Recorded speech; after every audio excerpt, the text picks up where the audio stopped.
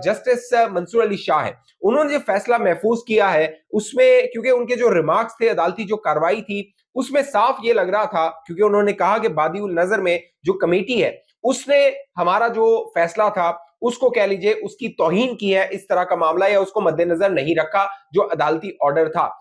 तो justice Yahya Afridi chief justice के हवाले से जस्टिस मंसूर अली शाह क्या फैसला देते हैं, उस फैसले में क्या लिखते हैं, जस्टिस अमीनुद्दीन खान के हवाले से वो क्या लिखते हैं, आईनी जो बेंचेस हैं उनके हवाले से क्या वो लिखते हैं, क्योंकि जो आईनी बेंच का कयाम है वो 26वीं आईनी तरमीम की वजह से हुआ है। अब 26वीं आईनी तरमीम कलअदम हो जाएगी तो ना chief justice Yahya Afridi chief justice रहेंगे, ना ही वो जो आईनी बेंच बने हुए वो आईनी बेंच रहेंगे, और जो भी मामला 26वीं आईनी तरमीम के बाद हुए हैं वो भी कलअदम हो सकते हैं। इसीलिए जो जस्टिस मंसूर अली शाह है उनका जो फैसला आ सकता है वो फुल कोर्ट का हो सकता है, कि जो रेगुलर बेंचेस के इख्तियारात हैं वो फुल कोर्ट इसका फैसला करे कि आईनी बेंच के इख्तियारात क्या होंगे और रेगुलर बेंच के इख्तियारात क्या होंगे। इससे पहले भी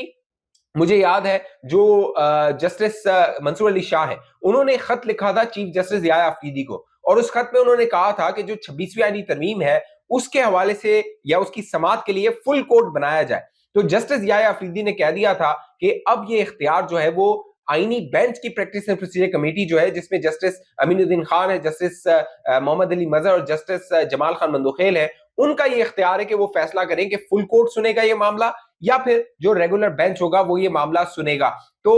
जस्टिस याया अफरीदी तो बता चुके हैं वो बाय द बुक चलेंगे, आइन के अंदर जो मामलात हैं वो उसी हिसाब से चलेंगे। 26वीं आईनी तरमीम अब आइन का हिस्सा बन चुकी है, चाहे आपको पसंद आए ना आए, किस तरह वो मंजूर की गई ये एक अब माजी हो गया है, लेकिन fact of the matter is कि वो अब 26वीं आईनी तरमीम आइन का हिस्सा है, और जो आइन का हिस्सा जो भी तरमीम होगी उस पर अमल दरामद उसी तरह होगा। तो जस्टिस याया अफरीदी जो है और जस्टिस मंसूर अली शाह जो है उनसे उम्मीदें तहरीक इंसाफ ने भी लगाई हुई थी, क्योंकि आपको याद हो जब तहरीक इंसाफ और हुकूमत के मुज़ाकरात हो रहे थे तो एक बात पर जो कह लीजिए जिद लगाई हुई थी, वो जिद ये थी कि जो कमीशन है 9 मई के हवाले से और 26 नवंबर के हवाले से जो कमीशन बनाया जाए उसमें सीनियर तरीन सुप्रीम कोर्ट ऑफ पाकिस्तान के 3 जजेस को शामिल किया जाए। अब सुप्रीम कोर्ट ऑफ पाकिस्तान के जो 3 सीनियर तरीन जजेस हैं वो जस्टिस मंसूर अली शाह सीनियर तरीन जज है, उनके बाद जस्टिस